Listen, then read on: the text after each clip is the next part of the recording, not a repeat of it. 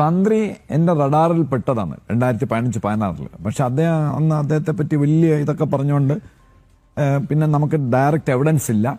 പക്ഷേ ഞാൻ അവിടെ പല കാര്യങ്ങളും ശ്രദ്ധിച്ചു. നമ്മൾ സാങ്ക്ടം സാങ്ക്ടോറത്തിൽ പോയി അയ്യപ്പനെ ഇങ്ങനെ തൊഴുമ്പോൾ ലെഫ്റ്റ് സൈഡിലുള്ള ബിൽഡിങ്ങിലാണ് ഈ തന്ത്രി ഇരിക്കുന്നത്. അവിടെ തന്നെയാണ് കുളിയും ഉറക്കവും എല്ലാം, എപ്പോഴും അവിടെയുണ്ട്.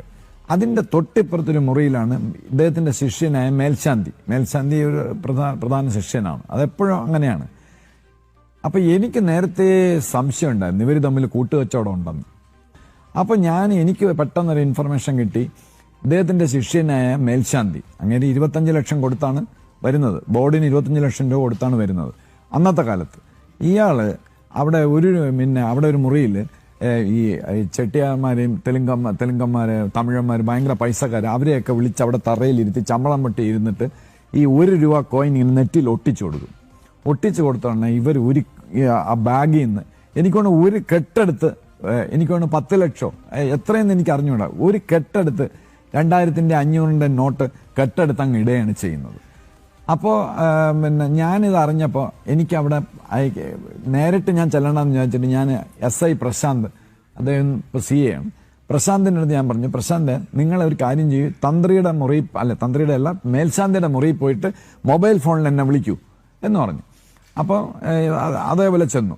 അപ്പം മേൽശാന്തിയുടെ മുമ്പ് വെച്ച് പ്രശാന്ത് എന്നെ ഫോൺ വിളിച്ച് പറഞ്ഞു തിരുമേനിക്ക് കൊടുക്കാം എന്ന് പറഞ്ഞ് ഫോൺ കൊടുത്തു. ഞാൻ പറഞ്ഞു, തിരുമേനി നിങ്ങളവിടെ ചെയ്യുന്നത് ഭയങ്കര തെറ്റാണ്. ദേവസ്വം ബോർഡിന് എഗൻസ്റ്റ് ആയിട്ടും അയ്യപ്പനെതിരായിട്ടുമാണ് ചെയ്യുന്നത്. അത് ദേവസ്വം ബോർഡിന്റെ കാണിക്കയായിട്ട് വരേണ്ട, അയ്യപ്പന് വരേണ്ട കാശാണ്.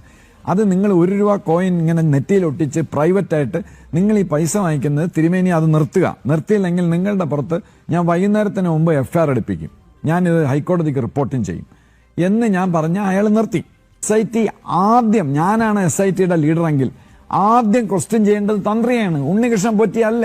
കാര്യം ഇതിന്റെ ചീഫ്, ഈ ക്രിമിനൽ എന്റർപ്രൈസിന്റെ ചീഫ് എന്ന് പറയുന്നത് തന്ത്രിയാണെന്ന് ഞാൻ പറയും. തന്ത്രി അറിയാതെ ഒന്നും ചെയ്യില്ല. തന്ത്രിക്ക് പെക്യുനർ അഡ്വാൻറ്റേജ് ഉണ്ട്.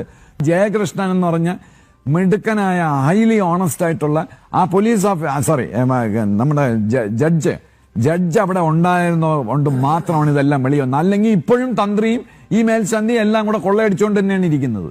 അതുകൊണ്ട് ഞാൻ ഒരു കാരണവശാലും ഇദ്ദേഹത്തെ വൈറ്റ് വാഷ് ചെയ്യില്ല.